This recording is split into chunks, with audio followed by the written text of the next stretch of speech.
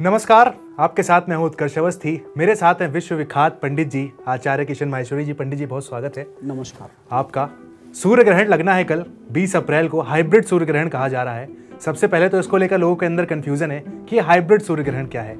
इसको लेकर लोगों के अंदर कंफ्यूजन है, वो जान नहीं पा रहे हैं क्या है, इसका समय क्या होगा, इसका प्रभाव क्या होगा। इस तरह के बहुत सारे कंफ्यूजन अक्सर हो जाते हैं जब भी सूर्य ग्रहण या चंद्र ग्रहण लगना होता है। इसको लेकर हम खास विशेष पेशकश लेकर आए, पंडित जी से जानेंगे।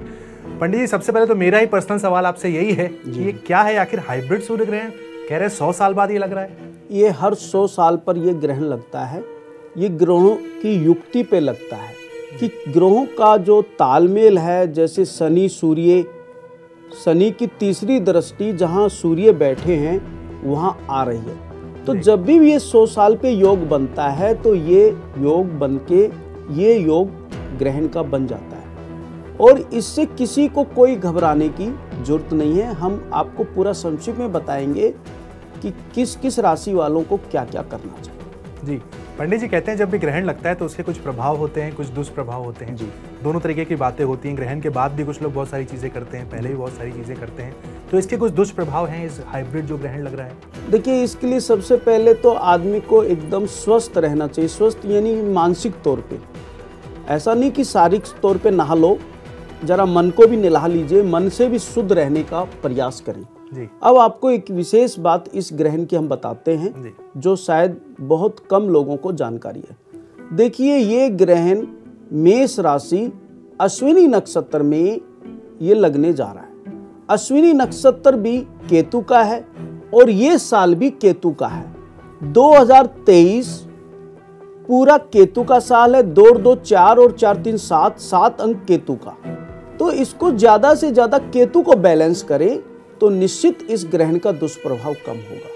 बिल्कुल, तो दुष्प्रभाव की बात कर ली। सबसे इंपॉर्टेंट एक ये हो जाता है कि ग्रहण लगेगा कब। इसको लेकर बहुत सारी वेबसाइटों में अलग अलग खबरें हैं। कोई समय को 2 घंटे की ड्यूरेशन बता रहा है, कोई 3 घंटे कह रहा है। तो पंडित जी, आप ही बता दीजिए आखिर ग्रहण कब लगेगा? देखिए, सीधा सीधी 7:29 से ग्रहण शुरू होगा और 12:29 तक रहेगा।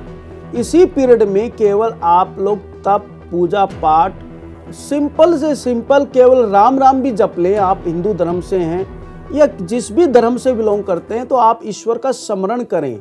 ग्रहण का मेन काम है ईश्वर का स्मरण। ईश्वर का स्मरण क्यों है कि राहु जब सूर्य पे अटैक करेगा तो सूर्य के बचाव के लिए हम भगवान का स्मरण करें ताकि उनके ऊपर उस अटैक का असर ना आए। और उसी पीरियड में दानम दुर्गति नाशनम विश्वासम फलमदायकम।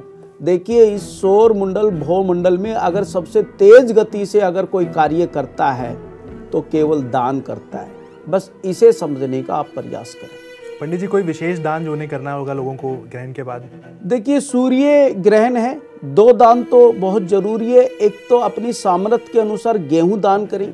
बहुत खराब सूर्य है, सूर्य की महादशा चल रही है, तो अपना वजन के बराबर भी गेहूं दान करें गौशाला के अंदर। और दूसरा दान बनता है केतु का, वो 7 अनाज मिक्स करके वो भी गौशाला में केतु के निमित्त गाय माता को डालना चाहिए। पंडित जी, जब भी ग्रहण होता है, सूर्य ग्रहण हो, चंद्र ग्रहण हो, तो अक्सर कहा जाता है कि वो यहाँ दिखेगा, इन देशों में दिखेगा, यहाँ नहीं दिखेगा। तो अगर भारत की बात की जाए तो ये ग्रहण भारत में नजर आएगा? देखिए, हम हिंदुस्तान यानी भारत की बात करते हैं। सूर्य एक, चंद्रमा एक। बड़ा सरलता से हम समझाते हैं, आपको ज़्यादा उसमें नहीं लेके जाएंगे क्योंकि हमारे इस प्रोग्राम को काफ़ी विश्वास के साथ देखा जाता है। तो सूर्य एक है, चंद्रमा एक है। अगर ये ग्रहण अगर हमारे हिंदुस्तान के टाइम के अनुसार रात को पड़ता तो यहाँ असर नहीं होता।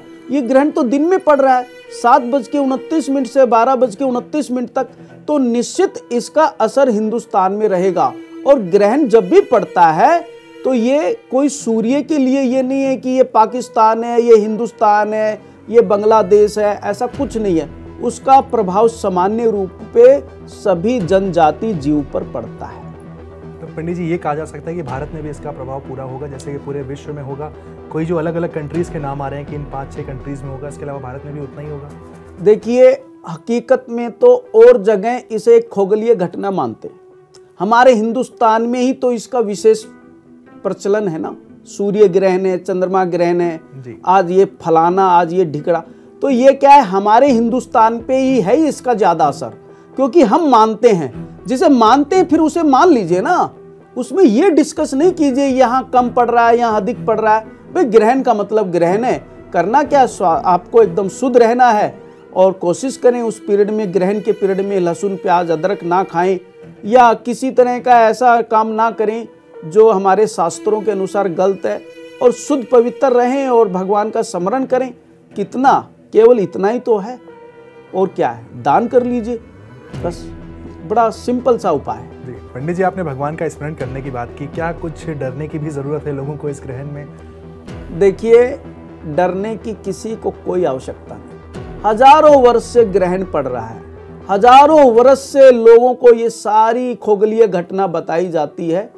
हम केवल उसके बचाव के लिए, मेरा पर्सनल अध्ययन और शोध भी है और मैंने ग्रंथों में पाया है कि भाई दान ही है, केवल दान करें किसी असमर्थ गरीब आदमी को, भिखारी को नहीं। जो मेहनती लोग हैं, जो ईंट पत्थर ढोते हैं, रिक्शा चलाते हैं, जो असमर्थ लोग हैं, उनको दान दें। आप सोचें कि ब्लाइंड, उनका तो काम ही है मांगना, भाई वो तो भीख मांगते रहते हैं, उनको देने से ज़्यादा प्रभाव नहीं पड़ता।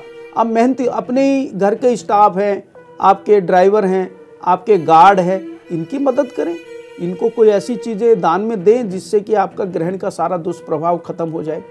बिल्कुल, आमतौर पर पंडित जी ग्रहण के बाद बहुत सारे लोगों के घर के बाहर लोग आ भी जाते हैं मांगने वाले, जो कहते हैं कि ग्रहण का दान, वो जो है बिल्कुल बहुत बढ़िया प्रथा है। तो वो लोग भी गरीब जरूर अपने पुराने कपड़े जो आप नहीं यूज कर रहे हैं वो दें, सामर्थ्य के अनुसार उनको अनाज दें। और आजकल अनाज तो बहुत कम प्रथा रह गई है, आप नगद कैश पैसा दें, और कैश नहीं है तो पेटीएम उनको जरूर करें, क्योंकि आजकल पेटीएम सिस्टम सबके पास है। बिल्कुल डिजिटली आप दान कर सकते हैं, जैसा पंडित जी ने कहा। पंडित जी, चलते चलते मैं चाहूँगा कि कोई 3 विशेष बातें अगर आप बताएं इस ग्रहण को लेकर, या राशियों पर कोई 3 विशेष राशियां जिन पर प्रभाव पड़ना हो। देखिए, मेष राशि, वृष राशि, मीन राशि और सिंह राशि और तुला राशि, ये 5 राशि वाले के ऊपर ज़्यादा असर है। 15 दिन लगातार 15 दिन अपनी बाल्टी नहाने वाली में गेहूं के कुछ दाने डाल के 15 दिन लगातार नहाइए। जितनी रॉन्ग एनर्जी है वो आपके नाली के रास्ते से बाहर निकल जाएगी। और 15 दिन लगातार आप सूर्य भास्कर भगवान को 1 चुटकी हल्दी पानी में डाल के और मिर्च के लाल मिर्च के थोड़े से बीज जल में डाल के सूर्य भगवान को अर्घ दीजिए, और भास्कर भगवान को अपने धर्म के अनुसार मंत्र सुनाइए, नहीं तो 1 हनुमान चालीसा का पाठ रोज सुनाइए। 15 दिन तक केवल इसका असर होता है, इससे ज़्यादा असर ग्रहण का नहीं होता है। पंडित जी, एक आखिरी सवाल मैं पूछना चाहूँगा, कोई राजनीतिक असर आप इस ग्रहण का देख रहे हैं? बिल्कुल, बहुत बड़ा भूचाल आने वाला है, क्योंकि सूर्य राहु के साथ बैठा है।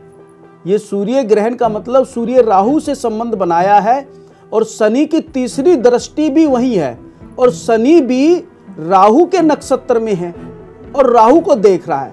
तो देखिए, राहु क्या है, उग्रवाद, बम, गोला, बारूद, ये राहु का काम है, धुआं और कोई बड़ी उठापटक। सूर्य क्या है, राजनीति, और शनि भी राजनीति है, तो निश्चित कोई बड़ा भूचाल हमारे देश में आ भी सकता है।